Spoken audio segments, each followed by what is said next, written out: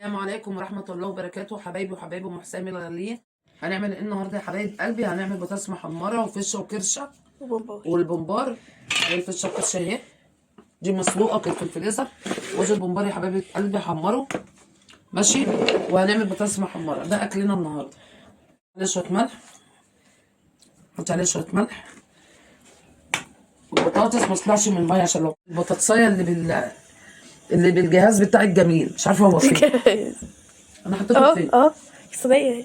اه ده دي بقطع بيه. قطعت عجينة بس هي لقيته فيها عمل اشكال. رسمه طبعا انا جايبه لي العجينه، بس لقيته بقى بيقطع البطاطس وبيقطع الحاجه حلوه كده. انا بعمل اختبار للزيت طالما انا عمل صوت اهو. فشه ودي الكرشه، دي الحاجات اللي انا نضفتها وغسلتها قدامكم قبل رمضان وفرستها في الفريزر. كل ما بعوز اطلع وايه واعمل منها شوفوا واعمل لها صباح. ايه يا جماعة، بتطلع البطاطس القمر بتاعتنا الجميلة. ملح وفلفل، هنعمل كده رشه فلفل عليه صغيره اهي، وبعد كده ترشوا عليه رشه ملح على البطاطس. مش قادره اقول لكم بقى جمال الحلاوه اهو. بصوا بطاطس. بومبار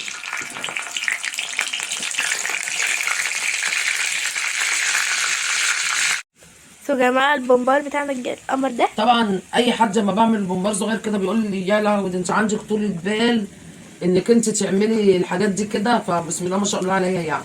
الحمد لله رب العالمين. لسه يا جماعه قطعتها، هي كانت حتت مكببه كده زي اللحمه، بس انا مقطعاها طرنشات اهي. بصوا هتنزل تتحمر بقى كده. بصوا وترش عليها ملح وفلفل وتبقى في منتهى الجمال. انا بقى ده اكل المطاعم. بصوا الجمال والحلاوه بقى، واحلى من المطاعم زمان. اوعى وشك مع مطبخ ام حسين. اوعى وشك في الاسود برشه كده. جماعة ممكن تحطوا معاه كفتة، حطوا معاها كفته بومبار، وفي صينيه اكبر من كده بقى وتحمروا كمان. اهم حاجه سجق. الفلفل الاسود كده يبقى كتير كده وحلو الفلفل عشان بيبقى طعمه حلو. ممكن تعملوا أكلة سمين كده برضه، منزلها لكم على اليوتيوب من تحت خالص. هما مش بيعرفوا العرب اكله السمين، انا اللي بقول لهم. ونديله بقى تقليبه حلوه كده زي ما انتم شايفين. بصوا بقى كده. ايه رايكم بقى في فطار اليوم النهارده؟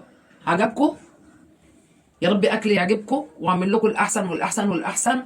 وشكرا لكل حبايب قلبي اللي موجودين معايا على اليوتيوب وعلى تيك توك. وشكرا للناس اللي دخلت كبست وعملتهم طبعا تنوروا القناه عندي والله العظيم. وشكرا للناس اللي بتقول لي كلمه حلوه تطيب الخاطر. وشكرا لحبايب قلبي جميعا يوتيوب وتيك توك اللي بعتوا لي هدايا. ربنا يجعله في ميزان حسناتكم، وربنا يديكم يا رب على قد افعالكم، ويزود خيركم كمان وكمان، ولا يحوجكم الزمن لحد، يجعلكم تدوا ما تاخدوا. شكرا لكل الناس الجميله اللي معايا، حبايبي وولادي واحفادي واخواتي، واشوفكم على خير واعمل لكم الاحسن والاحسن والاحسن. والسلام عليكم ورحمه الله وبركاته. اوعى وشك مع ام حسين. اشوفكم في فيديو جديد حبايب قلبي.